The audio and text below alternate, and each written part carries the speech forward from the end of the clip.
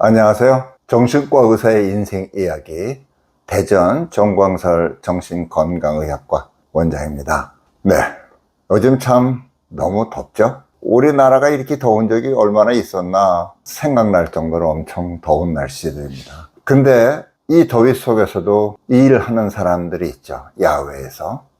직업으로 일하는 사람들도 있지만 순례의 길이라고 그럴까요? 묵묵히 나아갈 곳을 향해서 나아가고 있는 분들도 있죠. 며칠 전에 길에 대한 말씀을 들었습니다. 길, 인생길 그러지 않습니까? 제가 이렇게 이제 정신과 의사로서의 길을 가고 있고 이렇게 임상에서 경험하는, 또 제가 환자들을 보면서 나름대로 깨우치고 알게 되는 그러한 문제들을, 글쎄요, 어떻게 보면 비밀이라고 그럴 수도 있고요. 아니면 남들 다 아는 얘기인데 새롭게 한번 정리해 보는 것일 수도 있고, 하여튼 이렇게 유튜브를 통해서 많은 분들과 소통하는 길을 가고 있다, 이렇게 생각할 수 있을 것 같습니다.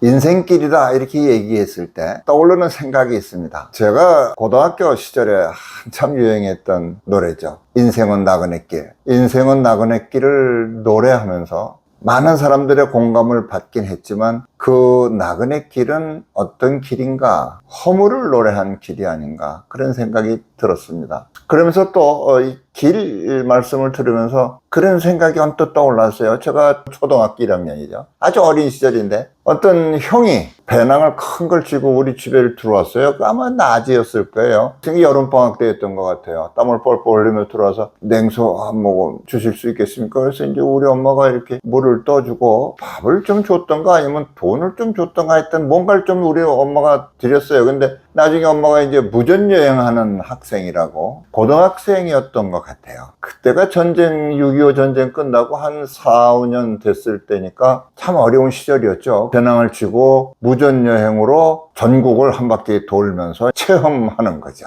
그랬던 그 형 생각이 났어요. 그 형이 가는 길은 나그네 길이었을까? 아니면 나름대로 젊어서 고생은 돈 주고도 못 산다는 옛날 어른들의 말씀을 실천에 옮겨서 무언가를 찾는 구도자의 길이라고 그럴까요? 내가 가는 인생길은 어떤 길이냐? 그냥 목표 없고 정처 없이 가는 그런 길이냐? 삶의 의미를 찾고 인생의 가치를 일구어가는 순례자의 길이냐? 우리가 그건 생각을 좀 해볼 필요가 있지 않을까? 그런 생각이 들어서 이 말씀을 들으면서 부쩍 생각이 든 건요, 저한테 오는 많은 분들이 목표가 상실됐다 그럴까요? 이제까지 이게 나의 길이라고 그러고 생각하고 오다가 좌절을 겪거나 낭망하거나 그 뭐 여러 가지 이유에서 혼돈 가운데 있다 그럴까요? 그런 분들이 많이 오시잖아요, 정신과에는. 그랬을 때 방황한다 그럴까요? 우리가 흔히 쓰는 말이지만 길로 비유를 해서 볼 것 같으면 나그네 길이나 구도자의 길이나 이렇게 얘기할 수도 있겠지만, 바다에 떠가는 항해의 비유를 하면 뭐 인생은 고해다 이런 말도 있지 않습니까? 항해를 하는 자냐 표류하는 자냐 이런 표현도 쓸 수 있을 것 같아요. 항해와 표류가 뭐가 다르냐, 특히 이제 젊은 친구들이 와서 힘들어할 때 그런 얘기를 같이 가끔 나눕니다. 항해는 목적지가 분명하죠. 자기가 가고자 하는 항구가 분명해서 나아가는 게 항해죠. 표류는 해류에 따라서 흘러가는 게 표류 아니겠습니까? 항해하는 배나 표류하는 배나 가면서 폭풍우를 만나고 파도를 만나고 비바람을 만나고 둘 다 똑같은 어려움을 겪게 되죠. 그런데 항해와 표류가 어떤 차이가 있을까? 제가 어떤 글을 읽다 보니까 이런 표현이 있어, 참 좋은 표현이다. 걱정 근심은 구름이 잠시 해를 가리는 거다. 그때는 어두컴컴하지만 이 구름도 흘러서 지나가면 다시 해가 밝게 내리쬐진다.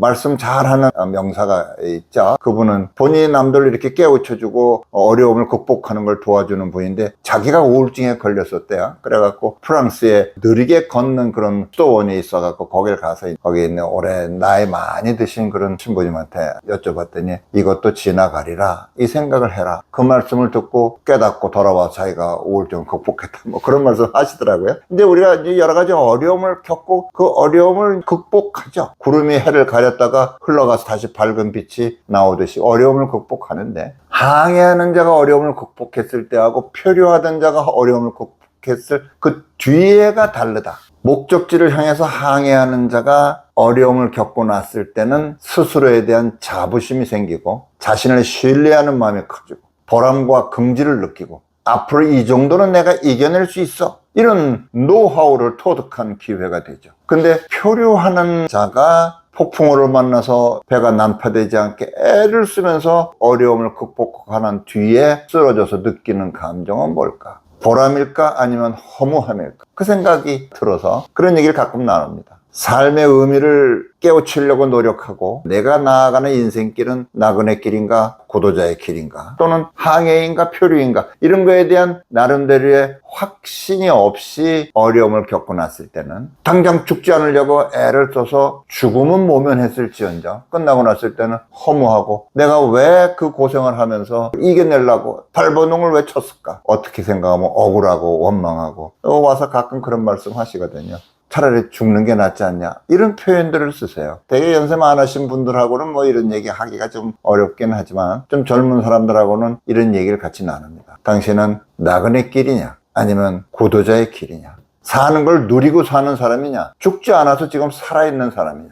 오늘 하루 살아있는 것 자체가 엄청난 기적이다 이런 생각이 들기도 합니다.